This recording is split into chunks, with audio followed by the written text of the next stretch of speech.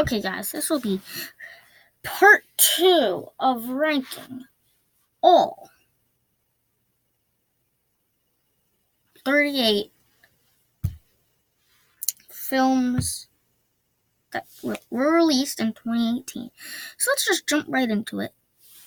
So let's try to get us with 27, Skyscraper. It was just like a cool, it was just like many people, but including me, by the trailers, it seemed like it was going to be a Die Hard ripoff, but it actually didn't, because like the family actually got into the action, like Die Hard didn't.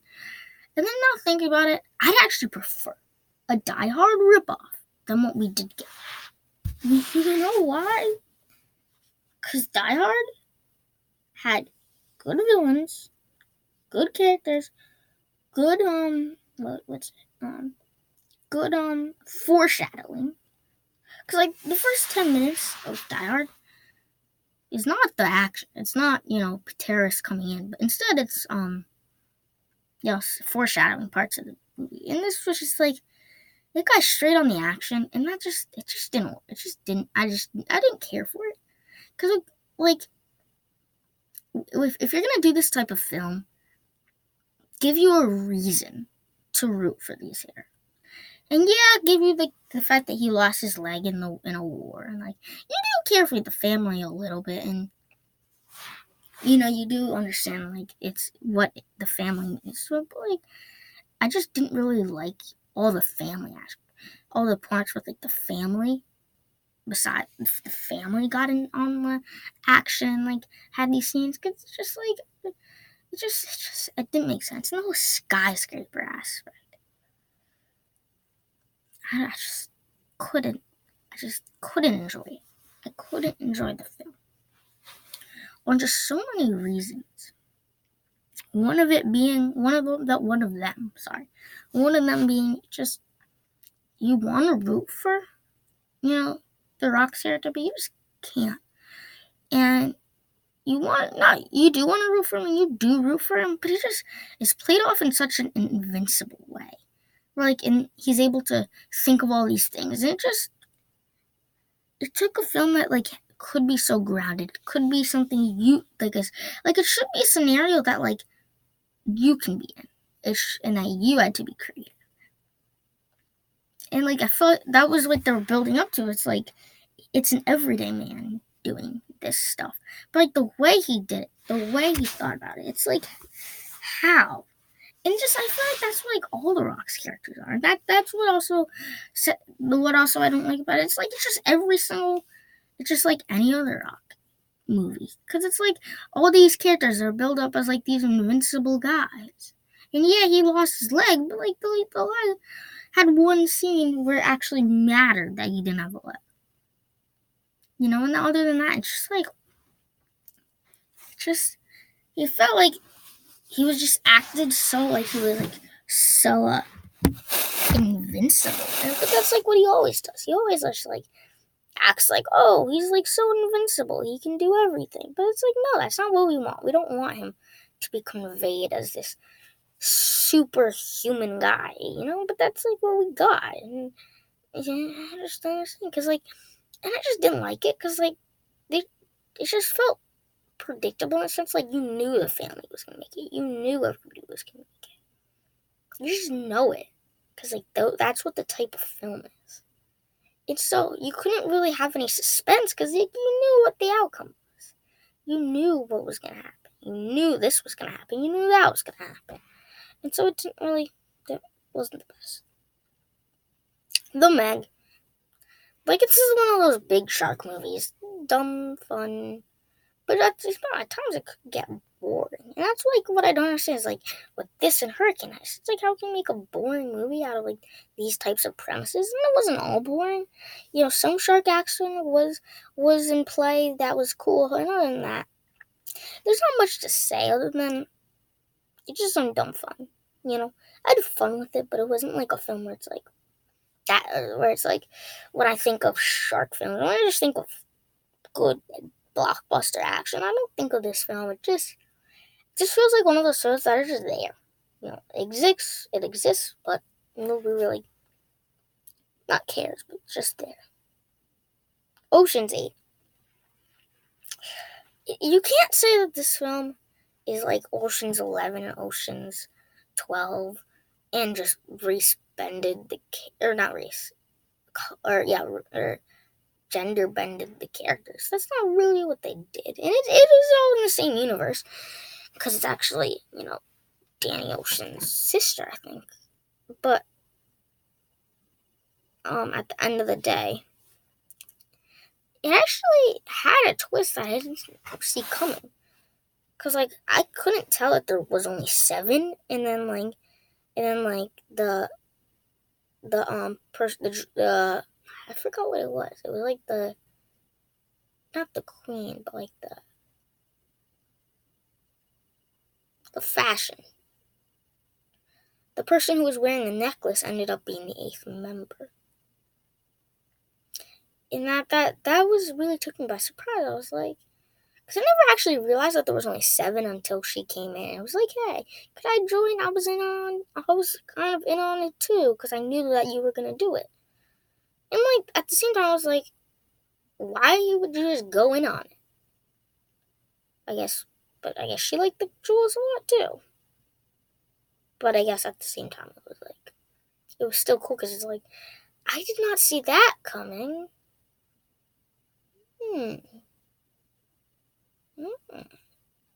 And so it had some cool moments too.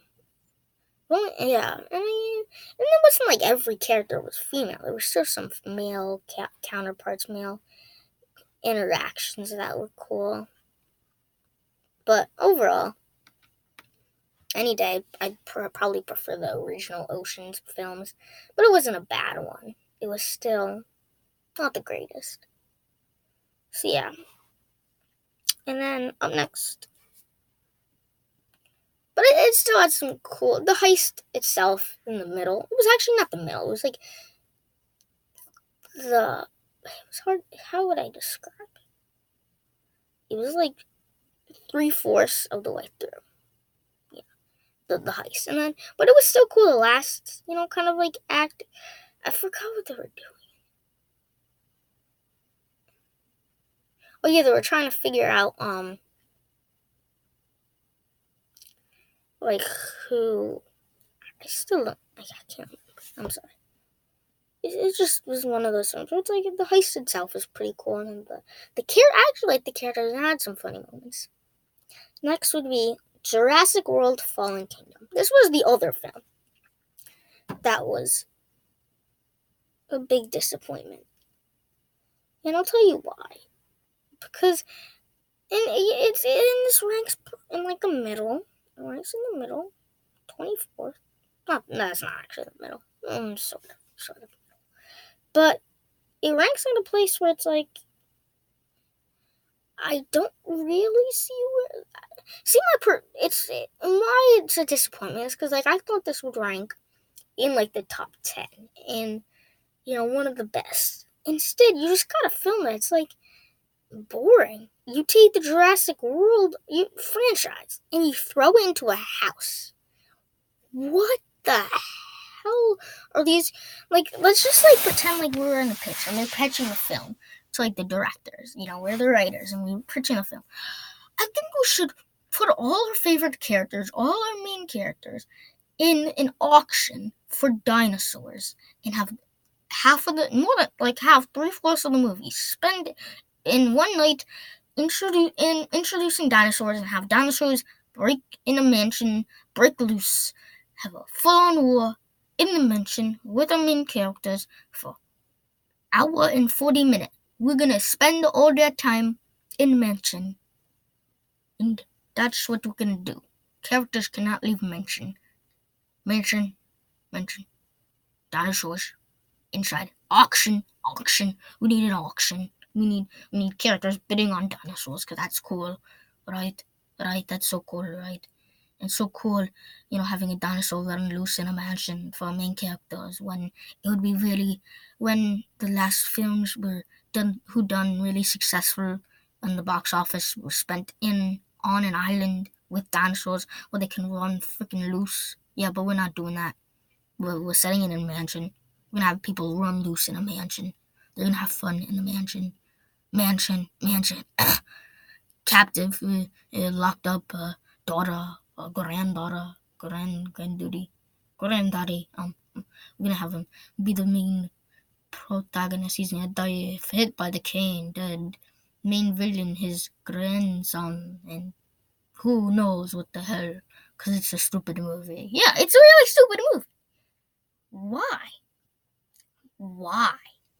Like every part that's not on the island or not on in the mansion is super good. Like I actually didn't really mind the whole aspect of like the island blowing up. It didn't really care for it because it's like I still didn't really like it because like as soon as I heard that like, they were like the island was blowing up, I was just like no. Either because I was like I was like then they're probably spending the whole movie not on the island.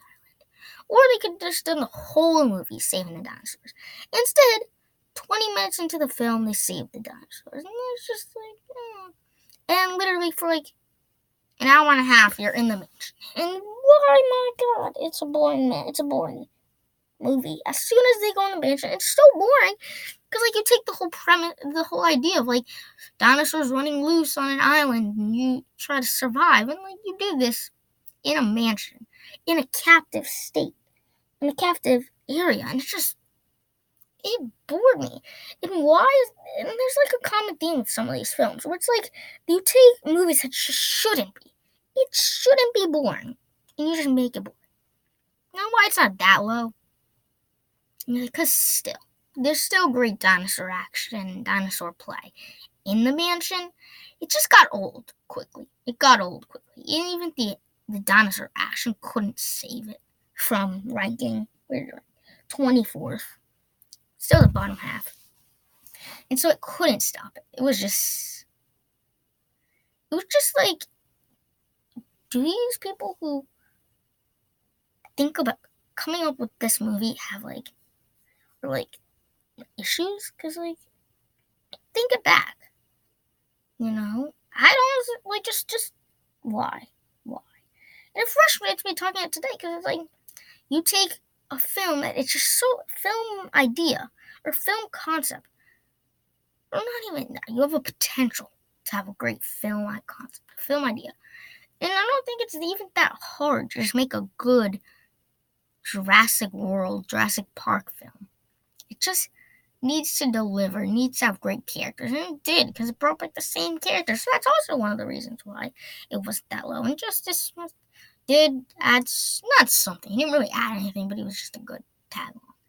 And yet, how do you tank a film that badly in this type of way? Well, talk it up with the Jurassic World creators. Alright. So I'm gonna end this here. I have done 38 to 24. So this video was 27 to 24. Yeah, I'm gonna just do it in like parts and stuff. So yeah, that was my review of that was kind of my review and ranking of those sets of films.